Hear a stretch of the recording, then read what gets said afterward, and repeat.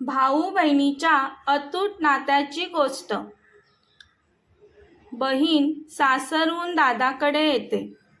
दादाला आवाज देत, दादा ए दादा, दादा ए दादा. तशी दादाची सासू दरवाजा उघडते आणि तिला तुटकपणे, कोण तू? कशाला आलीस ग इथे? आणि काय ग, सणासुदीचे असले घाणेरडे कपडे घालून आली इथे भिकाऱ्यासारखी? तुझा दादा बघेल आणि तुझ्या जोळीत काहीतरी टाकेल, बरोबर ना? बहीण शुभ्रा बोलते, आई काय बोलताय तुम्ही? हे तोंडाला येईल ते बोलताय. माझा दादा कुठे आहे ते सांगा पहिलं. दादाची सासू बोलते, तो तुला भेटणार नाही, निघ इथून. दादाची सासू बहिणीला खोटं खोटं बोलते. तुझा दादा म्हणाला लग्न करून दिले बहिणीचे, आता ती माझ्यासाठी मेली कायमची. बहीण काय तोंडावर हात ठेवून बोलते, खोटं आहे हे, तुम्ही काहीही बोलताय, हे साफ खोटं आहे. हे तुम्ही तुमच्या मनाने बोलताय. दादाची बायको दोघींचा आवाज ऐकून घरातून बाहेर येते. कोण आहे ग आई? अगं रचना, तू जा घरात, भिकारीन आले दाराशी. मी तिला दारातूनच बाहेर हकलवून देते. रचनाची आई बोलते. तरीही रचना पूर्ण घरातून बाहेर येऊन पाहते तर शुभ्रा असते. ही भिकारीन का आई? रचना आईकडे पाहून बोलते. बहीण शुभ्रा, वहिनी तू सुद्धा माझ्यासोबत असं बोलते? बस झालं तुझं नाटक, येथे आम्हाला खर्चात पाडायला आलेस काय? रचना वहिनी शुभ्राला धक्का देत निघ इथून बोलते. रचना शुभ्राला धक्का देत गेट बाहेर काढू लागते. शुभ्रा बोलते, वहिनी जाईन मी, पण आज मी माझ्या भावाला भाऊबीज करण्यासाठी आली आहे. वहिनी, अगं आज भाऊबीज आहे, मी माझ्या दादाचं औक्षण केल्याशिवाय इथून जाणार नाही. दादाचं औक्षण करून झाल्यावर आल्या पावली तसेच निघून जाईल वहिनी. शुभ्रा वहिनीला बोलते. तशी वहिनी बोलते, वा वा वा, मला काय मूर्ख समजलीस तू? ओवाळशील, रडगाणं गाशील आणि मग तोही रडेल आणि तुला तुझ्या पोरा बाळांना नवऱ्याला जवळ करेल आणि तुम्ही याल इथे सतत माझ्या छाताडावर नाचायला. जा इथून. वहिनी शुभ्राला जोरात धक्का देऊन खाली पाडते. शुभ्रा खाली जमिनीवर पडते.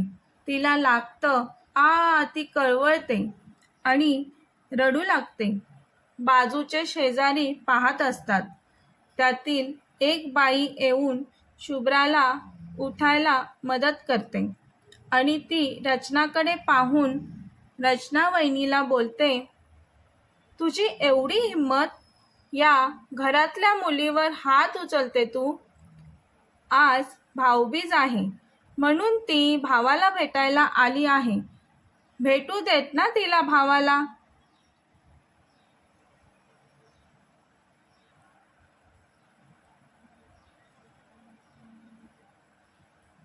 घरात घ्यायचं टाकून धक्का मारते तू रचना शुभ्राला. तसे रचना वहिनी, तुम्हाला काय करायचं आहे? निघा इथून. हा आमच्या घरचा प्रश्न आहे, आम्ही पाहू काय करायचं ते. शुभ्रा, आई तुम्ही राहू द्या, माझ्यासाठी तुम्ही वहिनीला काही बोलू नका, जाते मी. उगाचच भांडण नकोत मला. कितीही झालं तरी माझी वहिनी आहे ही, आणि हे घर माझे देखील आहे. आता दादा आणि आई बाबा नाहीत म्हणून काय झालं, मी येईल पुन्हा. जाता जाता शुभ्रा, येते मी वहिनी बोलून निघून जाते. वहिनी मोठ्याने, जा जा, तुझं हे काळं तोंड घेऊन पुन्हा इथे येऊ नकोस, कळलं?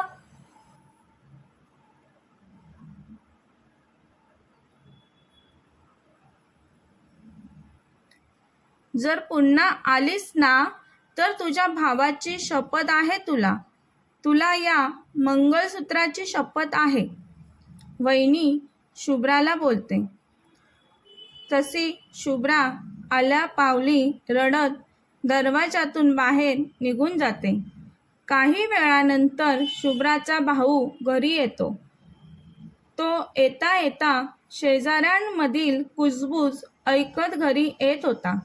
शेजाऱ्यांच्या बोलण्यावरून तरी त्याला समजते, माझ्या घरी काहीतरी मॅटर झाला आहे, म्हणून हे शेजारी माझ्या घराकडे पाहून आपापसात कुजबुजत आहेत.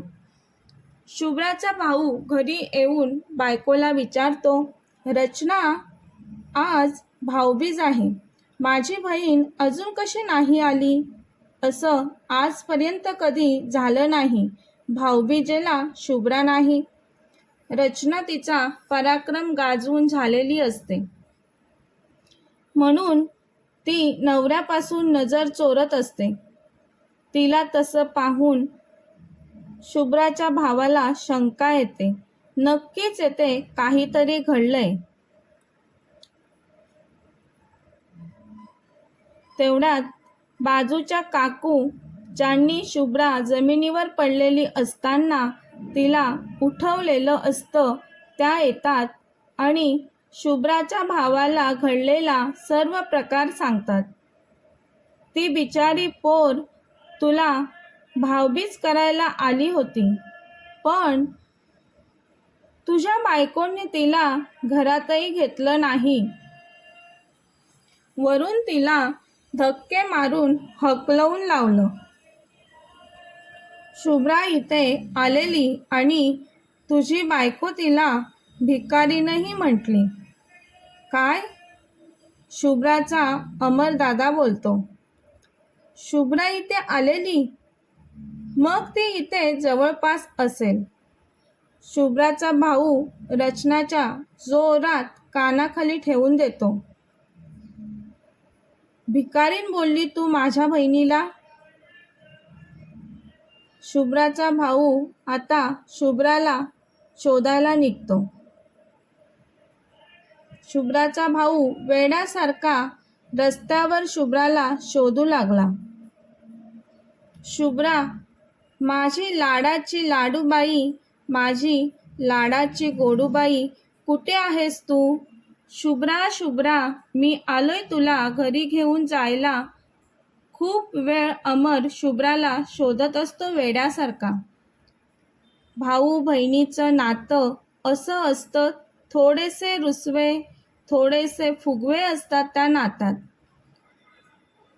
अमरला शुभ्रा मंदिराच्या बाहेर बसलेली दिसते. तो धावत शुभ्राजवळ येतो. ती रडत असते. रडू नको शुभ्रा, मी आलोय आता तुला भाऊबीजेला घरी घेऊन जायला. चल घरी. शुभ्राचा हात पकडून तिला घरी घेऊन जाऊ लागतो. दादा, घरी वहिनी रागवेन मला घरी आलेलं पाहून. नको, मी जाते माझ्या घरी. तू तुझ्या दादाला औक्षण न करता जाणार आहेस का? नाही दादा, करेल ना मी तुला औक्षण. चल मग त्यासाठी घरी. अमर शुभ्राला घरी घेऊन निघतो. इकडे घरी रचना वहिनी खूप घाबरलेली असते, रडत असते. तिला माहिती होतं, अमरला शुभ्रा भेटली नाही तर अमर मला घडणार नाही, मला घरातूनही हाकलवून देईल. म्हणून रचनाही अमरला शुभ्रा भेटू देत म्हणून देवाकडे प्रार्थना करू लागलेली असते. अमर शुभ्राला घरी घेऊन येतो. तसे रचना धावत शुभ्राजवळ येते. शुभ्रा, चुकली मी, मला माफ कर. मला भाऊ नाही, मी एकटीच आहे. त्यामुळे तुमचं भाऊ बहिणीचं नातं मी समजू शकले नाही. ए घरात, ए शुभ्रा. रचना शुभ्राचा हात पकडून तिला घरात घेते. रचनाची आई ही शुभ्रा, बाळा चुकलं माझं बोलून ती तिथून जाऊ लागते. शुभ्रा त्यांना थांबवते. आई, कुठे चाललात तुम्ही? रचनाची आई बोलते, चालली मी. लेकीच्या संसारात माझी लुडबुड कशाला? शुभ्रा बोलते, आई, आज सोन्यासारख्या भाऊबीजेच्या दिवशी तुम्ही कुठेही जाणार नाही.